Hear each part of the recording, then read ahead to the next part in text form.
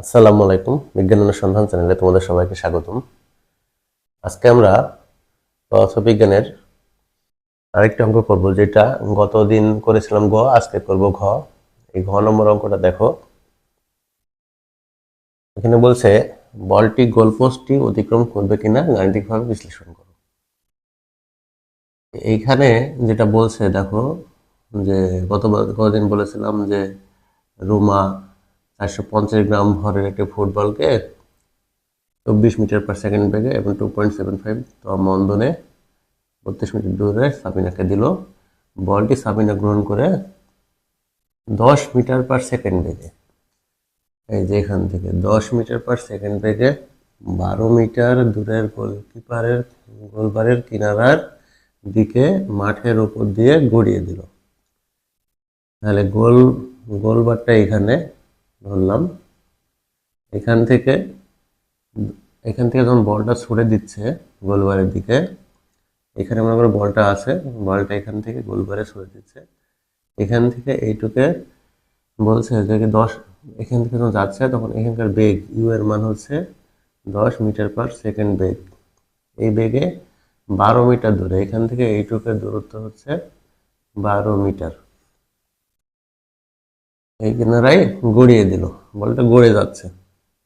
এখন মাঠের গতি ঘর্ষণ, এখন আমরা জানি যে কি, বল যখন ঘাসের উপর দিয়ে গড়িয়ে যাবে, মাঠের ঘাসের উপর দিয়ে গড়িয়ে যাবে, তখন ঘাস ওই বলটাকে বাধা দিবে। এই বাধা দেওয়াকে বলা হয় ঘর্ষণ বল। এই ঘর্ষণ বলের একটা সহগ আছে, গতি ঘর্ষণ সহগ 0.5, আর এখানে অভিকর্ষ ত্বরণ জি এর মান দেওয়া আছে। এখন বলটি গোলপোস্টটিকে অতিক্রম করবে কিনা এইটা বলছে। তারপরে বলটি যে বেগে মারা হয়েছে, এই যে 10 মিটার/সেকেন্ড বেগে দেওয়া হয়েছে, এই বেগে এইটা কত দূর যাবে এইটা বের করলেই হবে। এটা যদি 12 মিটার যায় এই বেগে, তাহলে 12 মিটার যদি যেতে পারে তাহলে অবশ্যই অতিক্রম করবে। আর যদি 12 মিটারের কম যায় তাহলে অতিক্রম করবে না, 12 মিটার বেশি গেলেও অতিক্রম করবে। মূলত আমার এখান থেকে সরণটা বের করতে হবে, এস এর মান বের করতে হবে। এখানে আমার ইউ দেওয়া আছে, আর কি দেওয়া আছে এটা তো বের করবো, এটা তো দেখবো 12 মিটার আসছে কি আসছে না। আর এর মান দেওয়া আছে, সেটা বের করতে হবে। এই যে গতি ঘর্ষণ আছে, এখান থেকে আমাদের ত্বরণটা বের করে নিতে হবে। আর এখানে যখন বলটা মারবা, গিয়ে লাস্টের দিকে থেমে যাবে, সেখানে ভি সমান হবে 0, সর্বশেষ সরণে গিয়ে থেমে যাবে। এই দুইটা দেওয়া আছে।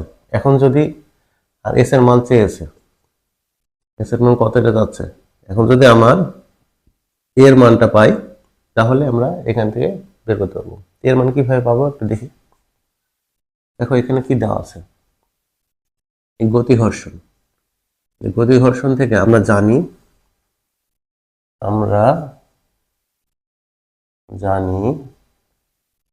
অনুমতি, আমরা জানি এফ সমান, এই যে গতি ঘর্ষণের জন্য ঘর্ষণ বল মিউ সমান এম জি। এখানে এম এর মান কত, এখানে এম সমান 450 গ্রাম। গ্রাম রাখা যাবে না, কেজি করতে হবে। 1000 দিয়ে ভাগ করলে 0.45 এইটা আসবে, এত কেজি। আর কি দিয়ে আসছে, জি এর মান 9.8 মিটার/সেকেন্ড স্কোয়ার। আর মিউ গতি ঘর্ষণ, এখানে মিউ এর মান দেওয়া আছে কত, 0.5। তাহলে এই অনুযায়ী আমরা একটা বল পাবো। আমাদের মূলত এ লাগবে, এটা বের করার জন্যই আমার মূলত এই জিনিসটা বের করছি। এখানে একটা আমরা বড় হাতের দিই, সমান এটা পেলাম। এখন এইটার মান বসাও, 0.5 গুণ 0.45 গুণ 9.8, এসবগুলো আসছে 2.205 এত নিউটন। তো এত নিউটন বল বস্তুর থেকে পাওয়া যাবে। এখন এখান থেকে আমরা যদি ত্বরণ বের করতে চাই, যেহেতু এই বলটা আমরা এরকম লিখতে পারি যে এই বলটা তো যাবে, এখন যখন ঘাস দিয়ে এরকম করে গড়িয়ে যাবে, তখন ত্বরণ যে মানটা আসবে সেই মানটা কি বাড়বে, বেগ বৃদ্ধি পাবে, না বেগ আস্তে আস্তে কমবে? যেহেতু বলটা মারার পর পরে বেগ বৃদ্ধি পাবে না, আস্তে আস্তে কমতেই থাকবে, কমতে কমতে একসময় ভি শূন্য হবে, শেষ বেগ শূন্য হবে। তাহলে এইটা মূলত আসলে মন্দনে যাবে। এই কারণ কি? কারণ হলো ওই ঘর্ষণ বল, বিপরীত বলের কারণে। এই কারণে আমরা লিখব যে আবার আমরা এখানে এর মান বের করবো, এ সমান, আমরা জানি কি এফ সমান এম এ।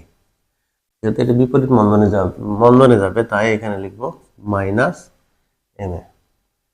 এখন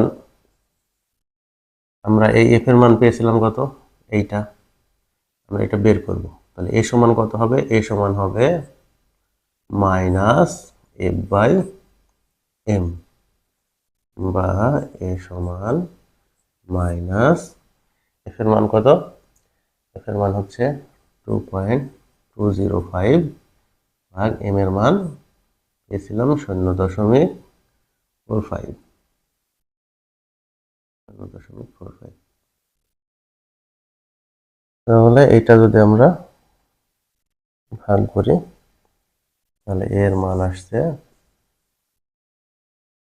4.9 মাইনাস 4.9 মিটার পার। এই আসলো আমাদের ত্বরণ।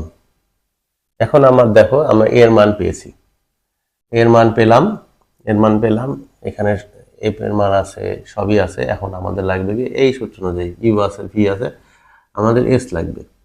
এখন এই সব দিয়ে আমি যদি এর দূরত্বটা, বলটা কত দূর অতিক্রম করছে এই দূরত্বটা দেখতে পারি। দূরত্ব যদি আমার 12 মিটার হয় বা 12 মিটার বেশি হয় তাহলে অবশ্যই তোমার গোল পোস্টে অতিক্রম করবে, আর যদি না হয় তাহলে অতিক্রম করবে না। যেহেতু আমার এখানে সব দেওয়া আছে, ইউ দেওয়া আছে, শুরুতেই 10 মিটার পার সেকেন্ড বেগ মেরেছে, শেষ বেগ গিয়ে লাস্টে গিয়ে এটা বেগ শূন্য হবে, আর এর মান পেলাম এটা, তাহলে এস এর মান কত? তাহলে এই যে ইউ ভি এস টি এগুলা দিয়ে আমরা একটা সূত্র জানি। সেই সূত্রটা হচ্ছে কি? এই সূত্রটা হচ্ছে ভি স্কোয়ার সমান U square plus 2a S. এই সূত্রটা আমরা জানি।